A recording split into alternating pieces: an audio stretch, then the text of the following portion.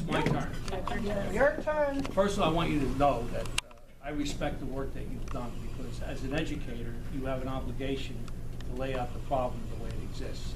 So even though we may disagree, some of us may disagree, it would be irresponsible for you to do anything else but to propose the proposals that you made. My concern, and I'm a former educator myself, I served as county superintendent, I worked for the Department of Education, I'm on the education committee, I had children, grandchildren, so I understand the value of what you're talking about. Some of the problems that exist here is, number one, the timing. Timing is very difficult, because now the people, the residents of the town have to make a decision. And to have that election in December is not really giving full participation. This should have been on the ballot in November. It should not be a special election where a small number of people come out and make that decision. The other concern I have about this is that, although this is needed, we need a lot of things in this world.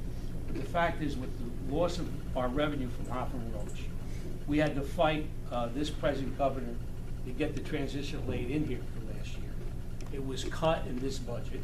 We don't know what to anticipate in the next fiscal budget, which will come up in next year. So the timing of this is very, very difficult, because not only don't we know what the future will be on the local taxpayers regarding their local bill, because they're going to be saddled with an additional amount from the county and the state and the local, along with the taxes from the Board of Education. So this adds up to a lot of money. So everybody has an individual way of looking at this.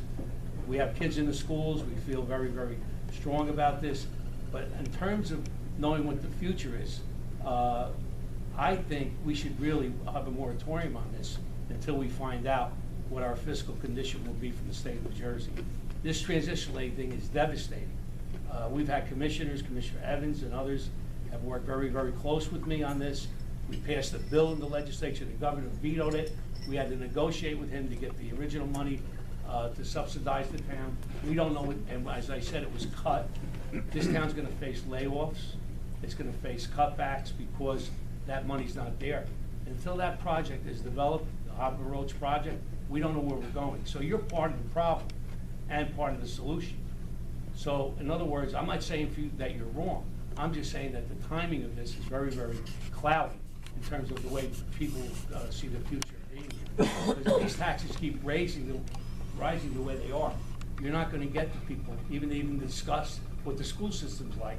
They're going to look at that tax bill when they come in to look at a new house and they say $23,000, $25,000 on a house that I could buy in Morris County for $12,000 a year or $14,000. That's going to chase more people out. This happened in our urban centers when the taxes went up, the values went down. So this is bigger than you, bigger than me. It really affects every resident. And I think when you make a decision like this, you have to look at the total picture. And the total picture is not clear right now. It really isn't. Okay, it may be clear to you in terms of what you're doing as an administrator, and you're right in proposing what you have to propose. But in terms of how citizens look at this and how they're going to be affected, they got to see the whole picture. And I thank you. And I'm going